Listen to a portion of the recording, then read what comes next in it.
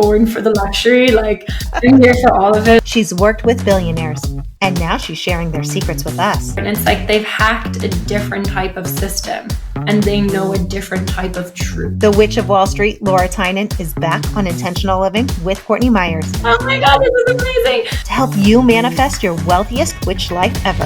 If I said, okay, I'm going to take you in a process, jumping through fire, we're going to do this very intensive practice, and that's how you're going to manifest. It's like, oh, okay, I'm going to go do that, go through pain, jump through fire. But that must be how I'm going to manifest it. And it's easier than you think. How does not everybody know about this? Like, this is crazy. It's almost like it's too good to be true.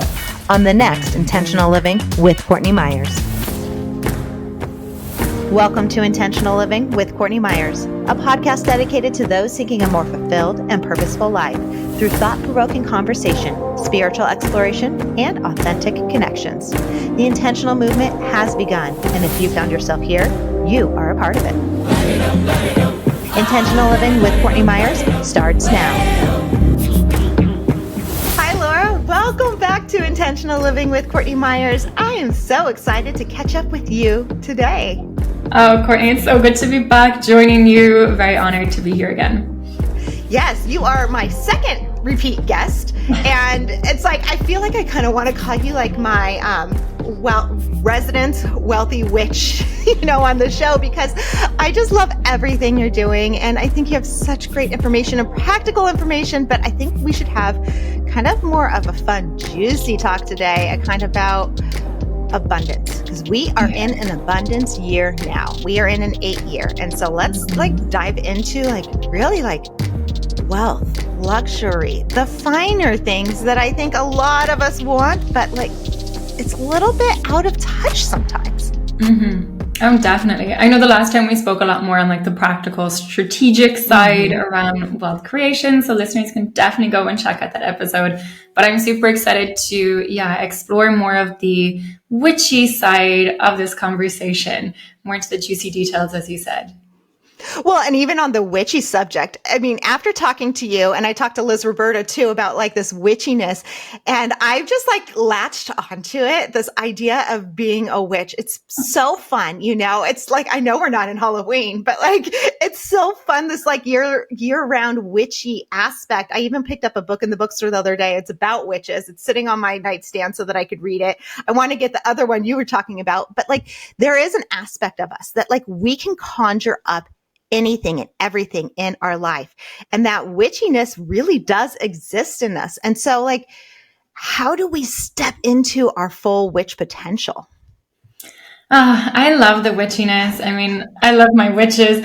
It's such an interesting term though, right? Because even when you mentioned Halloween, that was the assumption I used to have for the longest time was a witch was the cracked nose, the hat, on her broomstick, off she goes. And I still love to play with that image. I have it on the front of my book, my little witch flying. But the witchiness really is just tuning into your own power. That's, if we look at the history of it, it's why witches were persecuted, because they were women connected to their power. And we can look at that from a money point of view and a luxury point of view of women connected to their manifesting power, right? Our power to create. We are the ultimate creators in this world. We have the energy centers within us to literally create life. So when we put it in contrast to that, creating anything else that we want or we desire in life really should seem easy, simple, because then it's just about tuning into what we already have, our own power, and calling that into our life. So in terms of just framing what a witch is and what we talk about witchiness, it is a woman in her power, connected to the truth that she is a powerful creator, and who has the freedom to speak her truth as well, because our word is our wand, right? And so what we speak is what we're manifesting. We speak things into creation. So a witch is also someone who is, and maybe it's a process to go through, but speaking her truth, speaking out loud what it is she wants to create and claim that, and letting go of the stigma, especially around money, around luxury, around claiming I want all of this abundance. I want this rich life. I want this very luxurious life, and not feeling like you need to justify it, or you need to say, oh no, because it's for charitable reasons, or it's for, because I want to give it all away, which we can do. All my witches are all very giving. It's a natural byproduct of it, but it shouldn't be the reason that we use to justify claiming that we want these things in our life either.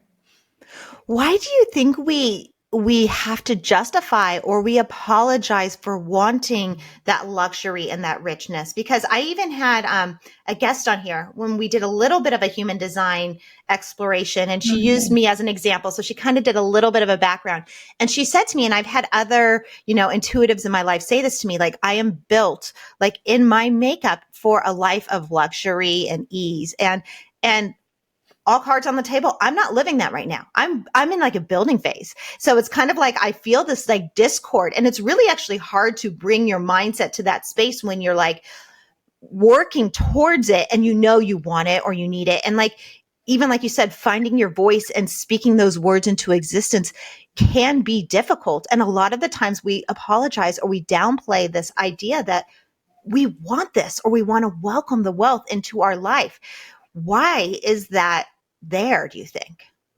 Yeah, there's this like stigma that hangs around wanting to be rich. Like, if I think back to the basic narratives that I grew up around, was like, rich people are greedy, they are crooks, they got their money through some, less than godly means. And so to claim that I want to be really rich, I want this abundance and this wealth, it's almost like a contradictory self-identity, because it's like, no, but I want to be good, and I want to be pure, and I want to be likable, right? All these like good girl labels that we have. And that doesn't necessarily marry up with wanting to be rich, which has a connotation from the olden times, I guess, or olden times, I'm talking about my parents' time, of like being greedy or not being a good person or wanting too much. So it's almost like we have to justify our desires so that we can keep the label of being, no, but I'm still nice, I'm still likable, it's still safe to be around me because I'm not a bad person. Because see, I want to give it all away and do good in the world. So it's this like weird mental game that we go through, and it's not even conscious. It's just, but I've seen myself do it. Like at one point I was giving away more than I was keeping because I was like struggling to even pay my bills because I was giving away so much. I had played beyond into that narrative, which was not a healthy space to be. So, well, yeah, even thinking about my own past, it's like, working in Hollywood and being single for a long time, I was in that space too, where, it was just a matter of like giving it, like you said, spending to look a certain way, giving it away to be good, to be generous, to be nice, which is definitely, I think, a part of my makeup too. Like, you want to give. And I don't know if that plays into it. And then you come back and you're like, why did I do that? And this takes us actually back to our first episode. It's like, why didn't I set myself up first? Why didn't I do this myself? It's like, you do enough, you buy the house by yourself, you do all these things, yet then you give it all away because you feel, I don't know if it's a deserve level or just like a conditioning level, that it's like we can't accept and hold on to it. Yeah, and that's the energy side, that's the mindset side that is such a massive part of the wealth creation building, right? Because it is like so much money, especially in my 20s, flowed through my hands. And it was almost like not putting on your own oxygen mask, like wanting to help.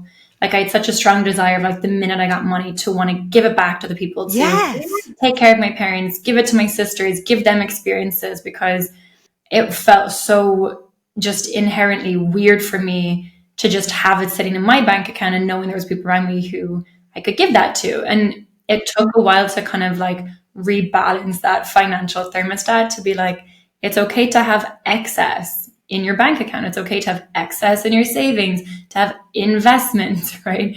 Even if those people around you don't. Like it, and so it was like a whole reconditioning had to happen, especially like it was in my situation. I didn't grow up with a family who talked about money or savings or investments. So to be doing those things and not giving it to people around you was like very strange, very contradictory. And it took a minute to kind of normalize that. And it's a journey. It was a journey for me to put on my oxygen mask first and be like, as much as I want to help those around me, unless I'm really thriving, like I can't help anybody else. So I have to not be that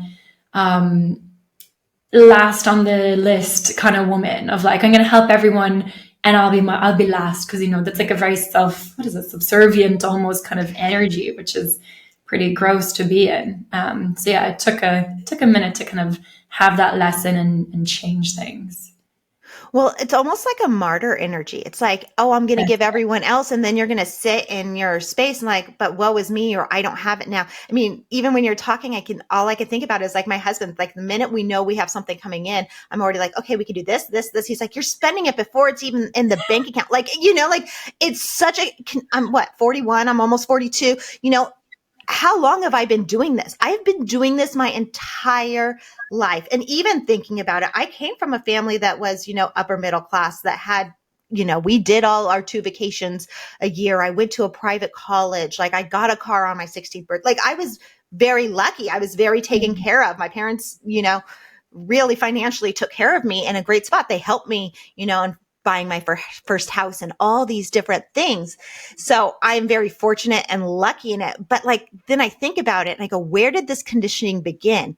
And I have this thought, and my parents probably don't, I've never even said this to them. They probably don't even realize they said it to me, but something at some point in my childhood, I heard them say, or I heard someone in my life say that like, money is not meant to just sit in the bank. You should spend it and have fun with it. And I'm like, why is this on repeat in my head? It was probably said in just such like an offhanded comment because they wanted to go on a vacation and have fun or whatever it was, and didn't probably mean to like frame my whole money mindset around it. But that has stuck with me my entire life. And I've just started to look into that like, wow, I think this is my money mindset. Like I cannot hold on to it. And there's an energy, I think, behind that.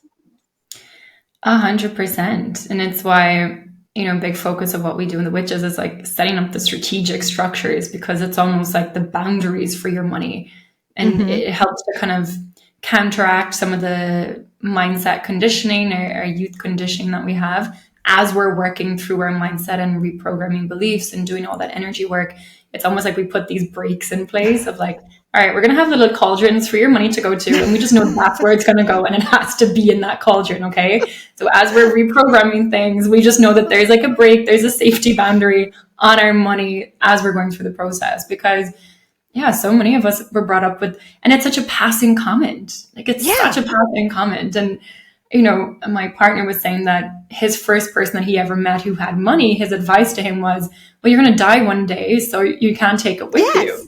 So why would you keep it? So, but look, here's the thing. We're all going to mess our kids up by saying some kind of flippant passing comment, and it's necessary. And I believe, right, we all choose our parents for a reason. There's lessons we're meant to learn. And it's okay because we can reprogram these things. We can learn and we can grow and we can evolve from them.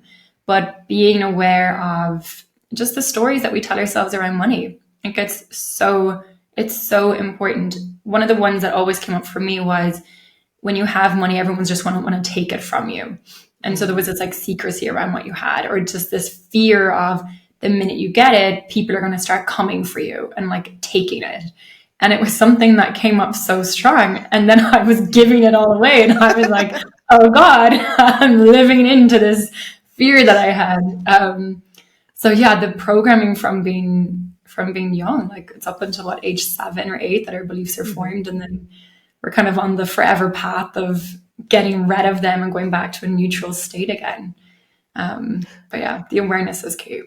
Well, I love how you said you're like living into your fears because, and then even bringing it back to that whole cauldron aspect, because even living into that fear. So like when I went to buy my first house, it was like, it was an intention. I had been looking, this was a years long process and I was making good money. Like I should have definitely had the savings sitting there, but I had to like go out and like do all this freelance work to bring extra money. What I did at that time was I built my cauldron by opening up a savings account in a separate bank, where every extra dime I went into that. I literally took the debit card or the card to access it, cut it up and threw it away so that like I couldn't access it. That I would actually have to think 2-3 times if I wanted to take that money out, because I'd have to go online. I'd have to transfer it. I couldn't be at the mall and be like, oh, I want these new pairs of shoes. Oh yeah, I have a couple, whatever, 1,000 set here I can use. I couldn't just readily access it. I had to build that cauldron that I couldn't even, it was like an ironclad cauldron with a lid and 5 chains and like fire burning around it so that I couldn't access it, just to get to the point to save the money for the down payment for my house, which to me is like very extreme. Yet I go back all the way to there. And that was what, 15 years ago, 20, at least 15 years ago. Yet I'm still not doing that now. Like, I feel like I have to recreate that again. So how do we like really step into rewriting our mindset, building that cauldron, and then like not living into the fear that you're going to have to keep doing it over and over and over again? Like, how do we actually really rework our mind? I mean, just on the kind of more like strategic side of that as well, like that's why automation is just your best friend, because when I go with my witches through like a money date, we do that monthly, and you can sit down and you can guarantee and promise yourself, I'm going to go through all my accounts, I'm going to go to my investments, I'm going to put this amount aside, I'm going to put this amount for my income into my savings, and all these things, which, if we're doing it one-on-one and we're in a group together, you're going to do it. But if you're left to your own devices, something's going to come up. There's like something better to do maybe than sit down and look at your finances right now for most people. And so investments can get pushed out. I'll do it next week. And then all of a sudden you're like 2 months in, you still haven't done the damn thing. And so automation can be your best friend of just like set it and forget it.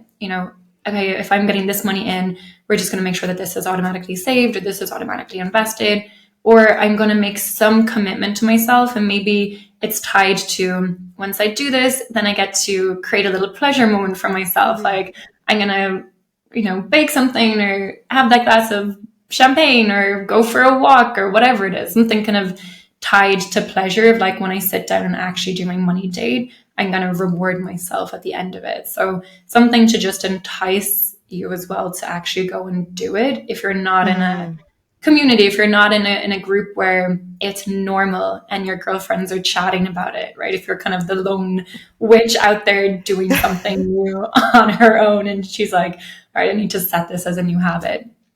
But on the mindset side, like, I can't remember what your question was about the mindset piece now, but it is a process to go through rewiring it. Yeah. Well, it's more about like, how do we rewire it and like not fall back into old patterns? Because we do that so often. It's so easy, especially the longer you've gone with a certain mindset, just to find yourself falling back. We might be able to rewire or rethink something for like a set period of time. But old habits die hard. It's not easy to always stick in those new patterns. And yes, you can see the reward sometimes. I think a lot of times it's like, I just started, 75 hard and I'm doing like a new workout routine and I'm already feeling better. So it's like motivating me to keep going. But, at some point you miss that day or you miss that workout. And then it's kind of like, oh, do I really want to? And then all of a sudden you find yourself back in, your old habits versus sticking in that, those rewarding good habits. So how do we stick with whatever mindset we're trying to rewire and create so that we don't fall back? I mean, that is the ultimate question, especially as we're like starting the year, everyone's setting like new intentions, resolutions. People are like, holy crap, how do I make sure December rolls around and I'm not like, damn it, what happened that January motivation that I had? Yes. Yeah. So, I mean, some practical things that I know have worked for me is like the repetition, the constant reminder in my environment. So, for example, if that's, one of the things I love to do actually is my vision video. It's something that's like a minute long and I'll watch it multiple times a day, but at least first thing in the morning, last thing at night. It's super easy to do. And it's a video of the life I want to create over the next year. And it's mixed in with images of past successes. So the biggest thing when it comes to manifesting is not to put your vision out there where you're here and your vision's all the way out there and then there's this massive gap. It's to try and close that gap as much so that you can start living into the future reality now as if it's already happened.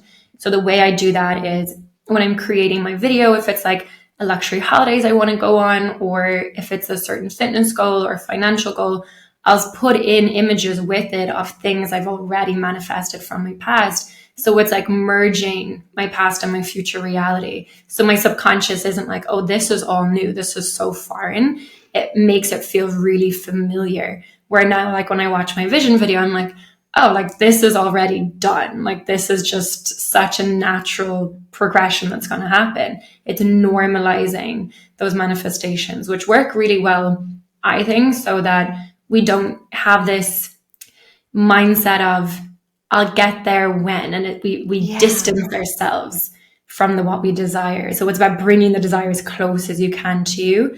So then you are that person because you see the vision every day of you working out, or you on the stage, or you winning that award or whatever it is. And it's so normal. It becomes such a part of who you are every single day. You can't not do it.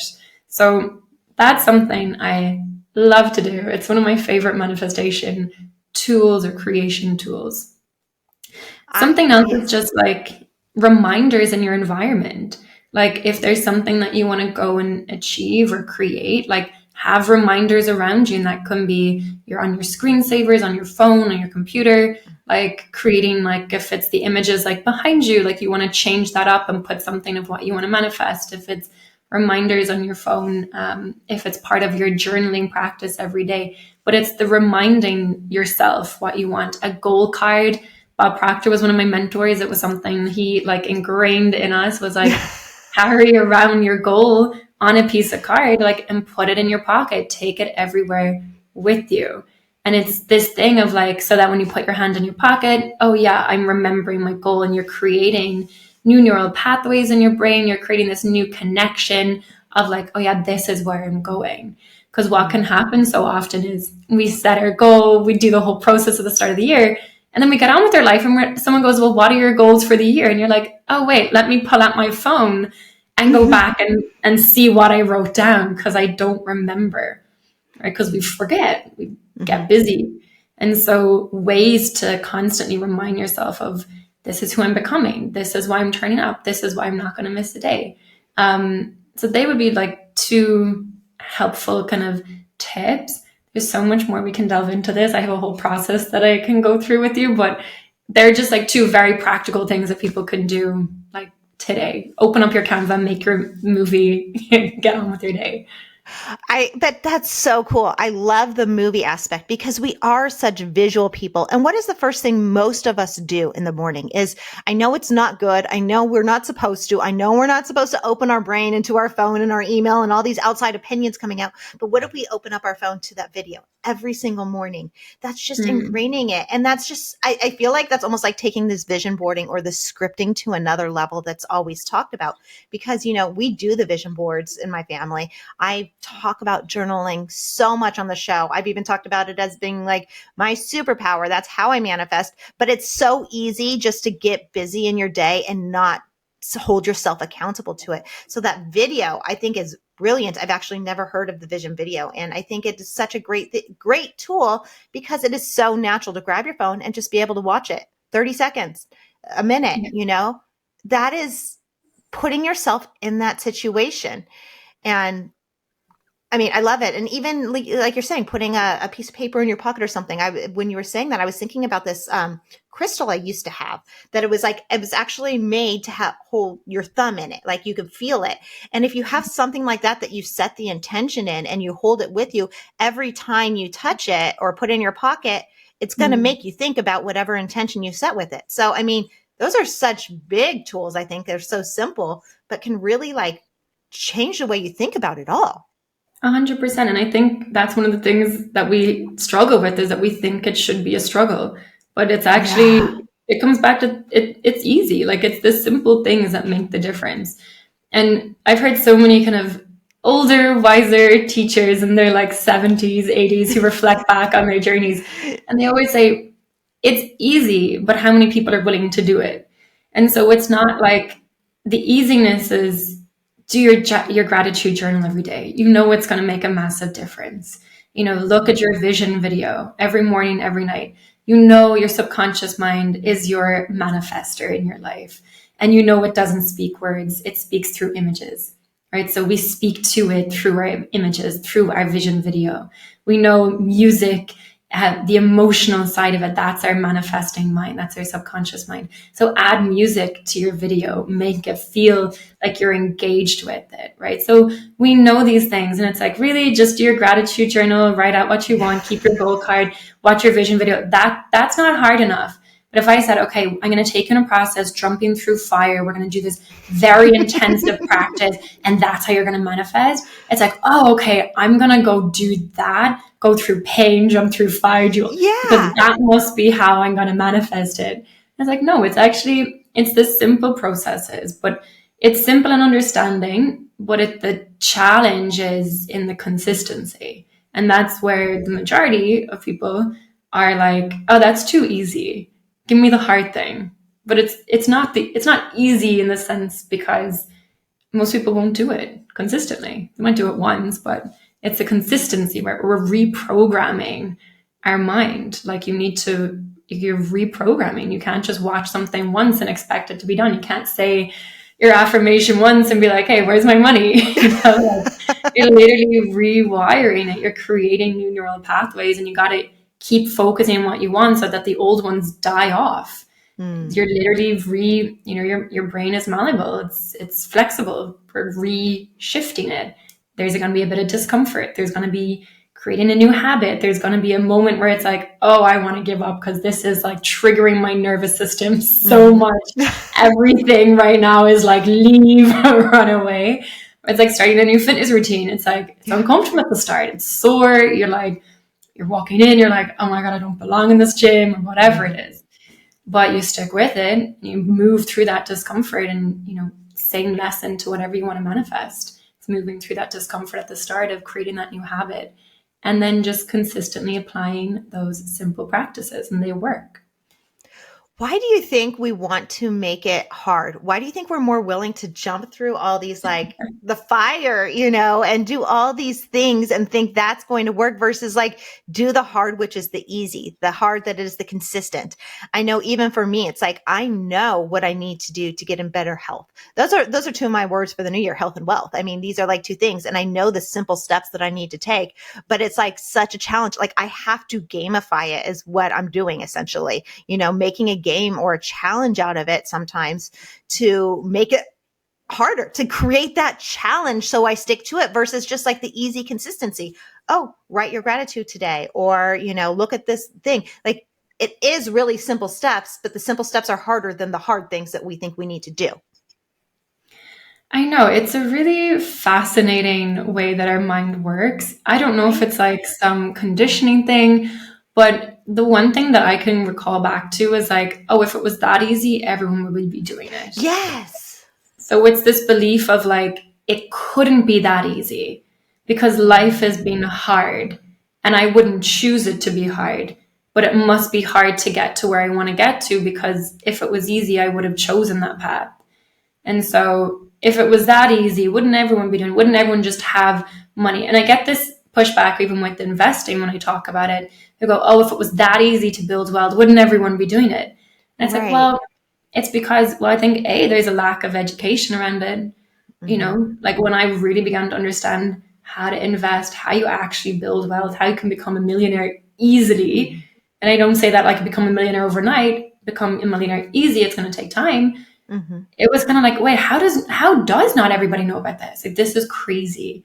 And it's the same with fitness. Like I'm starting a new fitness routine. My partner's big into fitness. He was, this is his world. I bring the wealth. He brings the health side of it. And when he was talking to me about these things, I was like, wait, this is it? This is so easy. Why have I struggled with so many different fitness programs and different types of diets and trying the Peloton and then not really doing anything for me and like all these different things? And I always just felt it was so complicated and I was never going to hack it. And then he just has shown me and I'm like, oh. And in like just a few weeks, I've already seen like massive improvement. And I'm like, well, this is so easy. So I think a part of it is just the belief that if it was so easy, everyone would be doing it. So we almost set it up to be hard in our minds.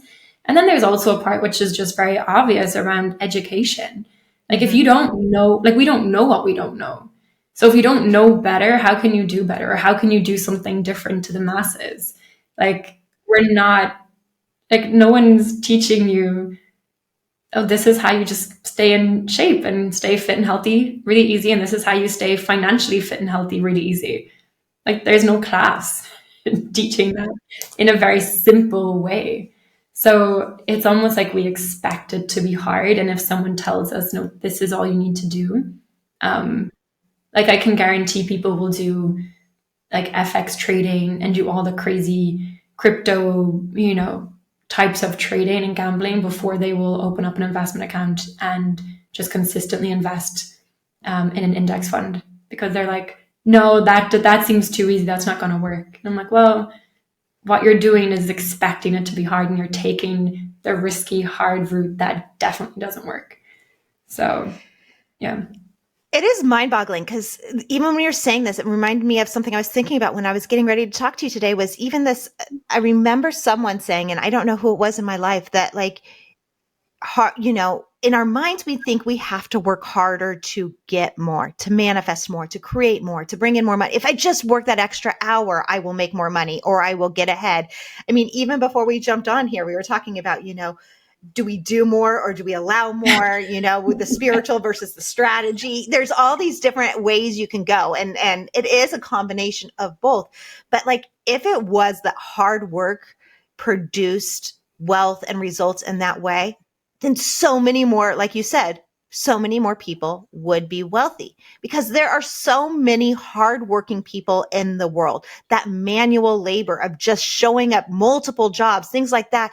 And yet it is still hard to get by. So that just proves that it's like doing all the hard stuff doesn't necessarily produce the results that we think. There has to be an easier way, but it's almost like it's too good to be true. It is. I mean, we have it's so blatant already if we look around, like lorry drivers, like manual labor, all of that, like they work really hard and they work really long hours. If that was the solution to financial success or life happiness, then we go, great, that's a reason that we should all be working harder. But then, I've spent time when I was working in finance with billionaires who are chill out and who they're going to go to a meeting, then they're going to go to a board meeting, and then they're going to make a ton of money over here, and then they're going to go and have dinner. Like they're not working these insane hours or stressing out about it. It's so different. It's like they've hacked a different type of system and they know a different type of truth. And I think part of it is like going back to, well, look at our schooling is setting us up to be workers and laborers. And, back in the kind of manufacturing era where it was, we were really like in these plants, like working hard labor hours every single day. It wasn't really set up for ease. It was, so there's this kind of preconditioning almost of like, you've got to work hard. And it takes time to recondition that. Like I definitely still have that come up for even myself of like, I'm not working hard enough, so I can't expect myself to be succeeding right now. And it's a weird belief that comes up and you're like, whoa, like, what is that? And where is that coming from? And you know better, but it's because we're still in that world around us that operates on that narrative. Yeah. I mean, it's so weird how it becomes so ingrained in us, even as you're talking about, my husband, deals with a lot of business people that are like he's in the financial world where he's helping, people obtain finances for, their medical equipment and things like that. And I remember at one point he was talking to someone and he was having the hardest time getting in touch with this extremely wealthy man, to just sign the documents for the equipment that he wanted to get for his like multiple practices or whatever it was. Finally got a hold of him and he's like, hey man, yeah, I'm just like chilling, petting my cat. It's really busy around here. I got this new kitty. And like we have all of his financial records. Like you could see like this man has all this money and all this stuff. And his like mindset is just so, it's just, I got to chill. I got this new kitten and I'm just, really busy. And it's just like, they're on a different frequency. They like hacked this thing. And I don't know what that is. I think there is, like you said, a little bit that goes back to our schooling. I think there's a little bit that goes back to just, think about like, when all the wealth in the Western cultures kind of came into play was like during World War II, that manufacturing era and things like that. There was like a huge boom in wealth because it was the work that we were putting in and that hard work that had to happen. And that's, when the schooling started of like building these factory workers, the pension plans, all these things that are almost extinct right now, but we're still being taught to live in that world. And it's just like, that's not reality. No, it's not. And there's obviously like generational stuff. There's, coming from, and not necessarily even just like wealthy families, but like a family with a wealthy mindset makes a big difference in your own trajectory. Like if you come from a family, I was even chatting with the woman yesterday who her parents didn't have a massive amount of wealth financially, but they were very savvy with their money. So they instilled a very financially abundant mindset in her from a kid. And so her whole relationship with money as she grew up, as she started her business, was dramatically different compared to someone who maybe they even had money. And I've met women whose, their parents could have been incredibly financially successful, but passed on nothing to them financially. No financial skills, no financial awareness, or they created the perception that there was scarcity. And so oftentimes as well, we have to kind of look back and go, well, what was the circumstances we were growing up with and what was our environment? And of course, that's going to play a massive impact in what we're experiencing now. It's not to say we can't take back control and change things. Of course we can. That's why podcasts like this exist. That's why we're having these conversations. But it's also just to be like, okay, that makes sense. My past makes sense. Cool. That's what it is. But, we can move forward differently too. Well, we also definitely need to be very discerning when we're choosing our teachers or where we're getting our money information from. Because even like you said, people that might come from wealth can have, or that do have a lot, can have a skewed vision. Because like I have people that I know that have a lot of wealth, but they are some of the cheapest people I know. So then it's like, you want to learn from them. It's like, okay, do I need to have this, like, I can't spend money aspect about, we're pulling in all these different ideas from all these different places. And so it's kind of like, how do we want to mold our mind around money so that we can live the life we want to live, which I think is such an individual aspect. I don't think we can look at one person and model after them. So I think that we do need to step into our spiritual self a little bit and understand what feels good for us so that we can show up as we want in the world and create that abundance that we want and be okay about luxury and be okay about how we want it to come in, that we want it to come in with ease. And there's part of that conditioning that we need to do for ourselves, but also find the right people to teach us how to do that. For sure. And the interesting thing is the people I've spent the most time with who have massive amount of financial wealth, they're actually very neutral around money. Like it doesn't dictate their thoughts. It's a very neutral feeling, almost the same as we would think about air.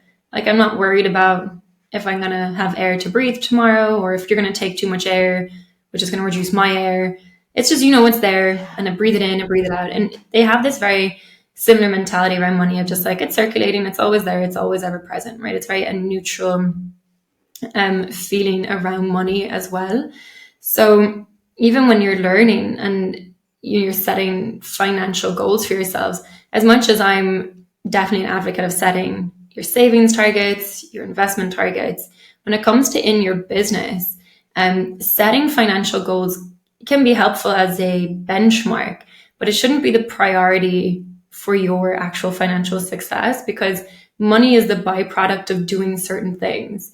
And so back in my days of like working as a financial consultant and as an accountant, if someone had a specific financial goal, we'd always be red flagging that because it's like, well, that in itself isn't actually a goal, right? If you think about it, making 100 grand a month it's not a goal because this things around it are the goals.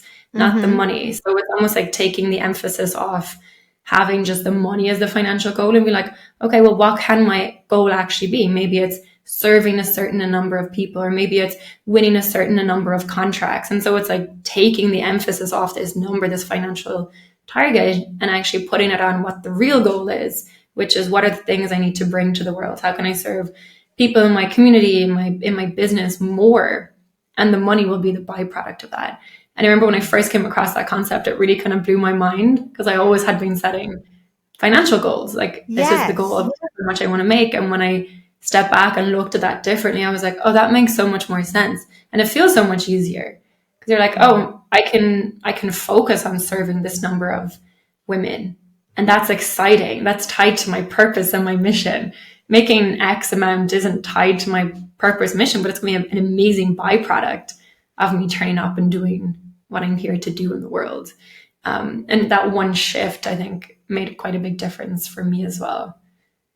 So can we do that? Can we take that energetic charge off of money with the concept of abundance? Because you'll hear most manifesting teachers talk about create abundance in your life in other areas and you'll attract more wealth and abundance to you.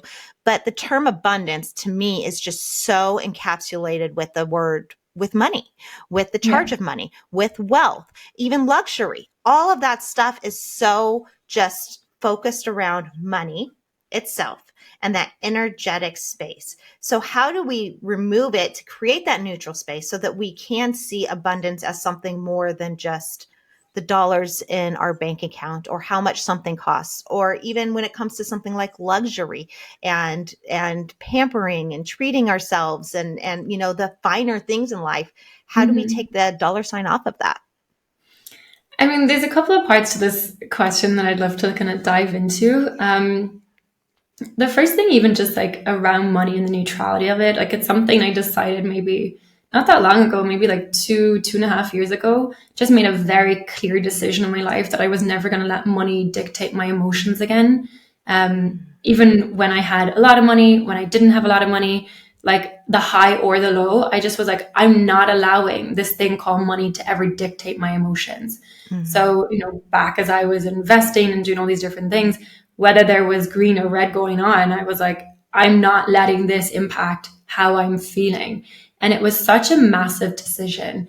And if anyone is taking anything away from this entire episode, like if they even just adopted that one decision, and it's just making the decision anytime, if they're looking at their credit card statement or looking at their bank statement or looking at whatever the number is, having made the predetermined decision of, I'm not letting it impact how I feel.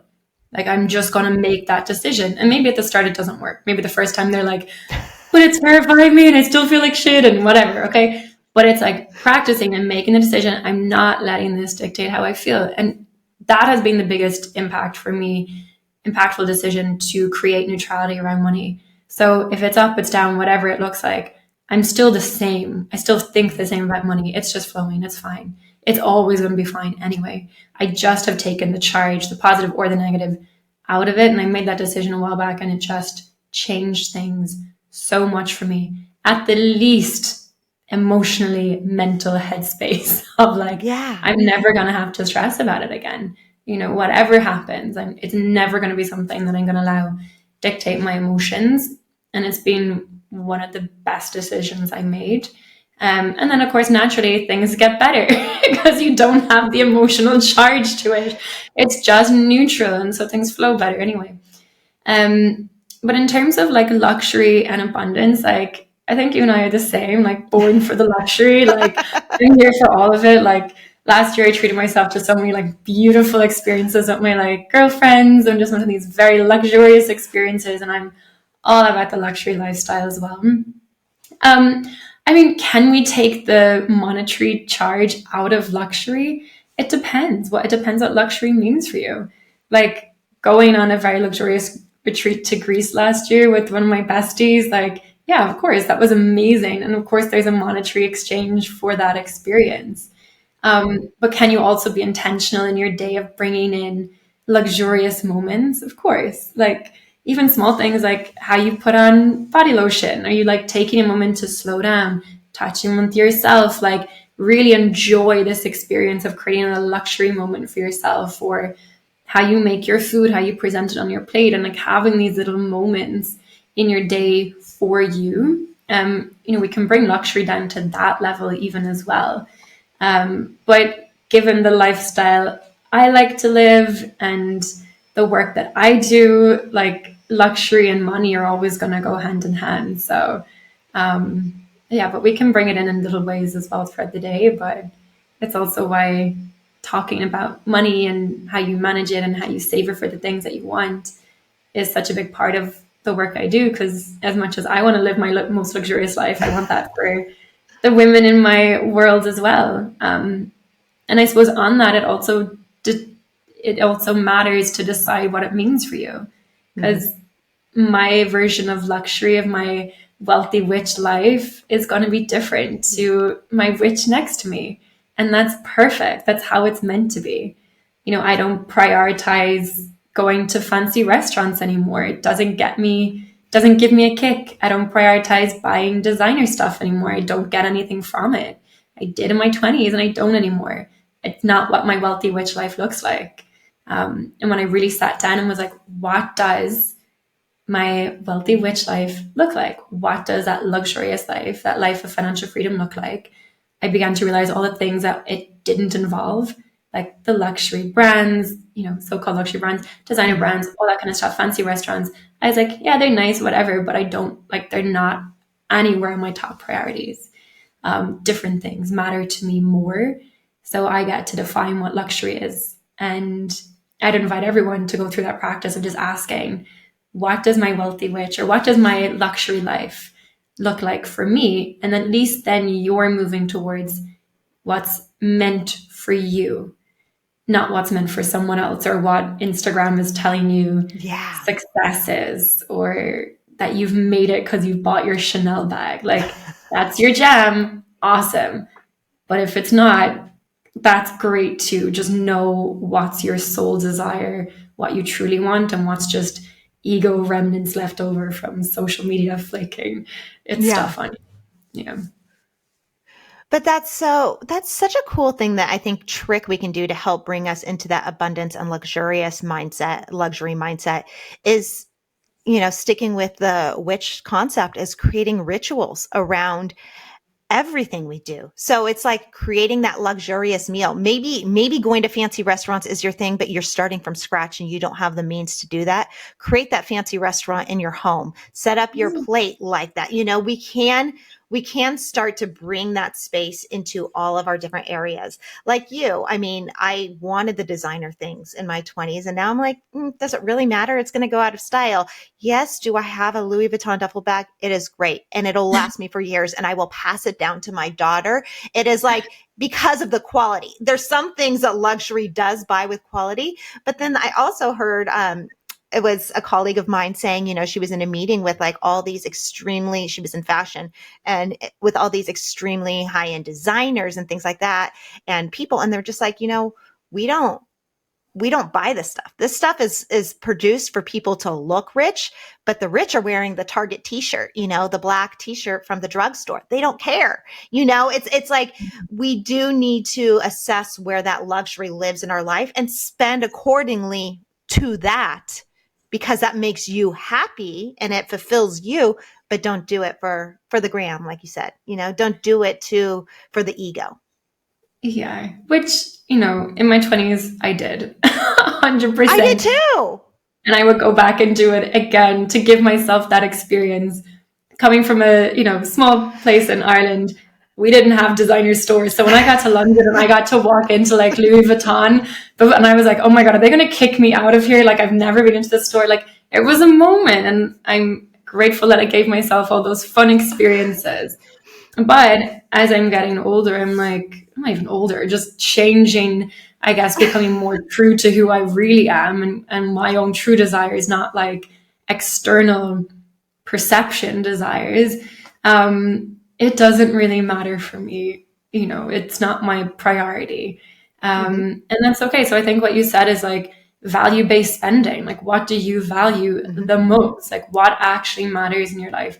And you see, like, on Instagram, there's all this thing around like, buy the damn latte, that's not going to make you a millionaire. And it's like, well, actually, when I calculated that myself, Let me just say, I was calculating how much I was spending at the local Dales Fairs, a lovely organic cafe, on like oat milk matcha latte and a little treat a couple of times a week. Yeah. And I was like, wait, if I actually add up that over the year and I put that out for the next 30 years, yeah, that's actually about $500,000. Now, do I really value that much? I know it's insane. No, I don't. So maybe you want to invest that, or maybe you just want to redirect your funds to what actually matters in your life, and being honest to your soul desire. Your soul desire might love the Louis, and that's awesome. Go for it. But just check in with yourself, at least making sure that you're spending and you're sending your money, because that's energy. You're sending that money, sending that energy in alignment with what truly matters to you, because ultimately it's your life, and no one's really cares about what you have on you anyway. We're all very egotistical in the sense that we all just are caring about what we're doing, right? We have so much going on in our life. We are very focused on ourselves for the majority of the time. So no one's watching you. No one cares what you have on, truly. We all figure that out as we get older. So as long as you're doing it for you and that's bringing you happiness, and you're still, creating those wonderful cauldrons to make sure you have those financial breaks in place and safety boundaries in place, great, go do you. Live your life how you truly want it to be. Yeah. Yeah. And all I can think of right now is that pair of Jimmy Choos that are sitting in my closet that I got in my 20s when I was on Aspen on this trip that I'm still paying for. Like, I swear I'm probably still paying for it energetically today. How I would do anything now. I never wear them. Like my daughter walks into my closet and she's like, oh, look at all these. She calls them heel tops. They're high heels. She calls them heel tops for whatever reason. Look at all these heel tops. Can I wear them? I'm like, I only wear my running shoes now because I'm chasing around kids. I'm working at home. It's like, they're so insignificant. Granted, in my 20s, I felt really good about them. So I can't be mad at myself about that. No. Yet what I would do now just to sell them so that I can experience going on another luxury trip or going to Europe. Like, I'm craving a trip to Europe so bad. I want to take my kids. I know they're young. I think it would be such a great experience. We do change our priorities. And I think we can allow ourselves to change our priorities where we find abundance in our life, where we find luxury in our life, and not shit on ourselves for what we thought was filled us up in our 20s to now what fills me up in my 40s. But we should also take that into account before we're spending that money. What is this going to do for me in my future? That experience, that trip, that luxury retreat is going to be so much more beneficial to me and my soul than that pair of shoes sitting in my closet that I haven't worn in 10 years.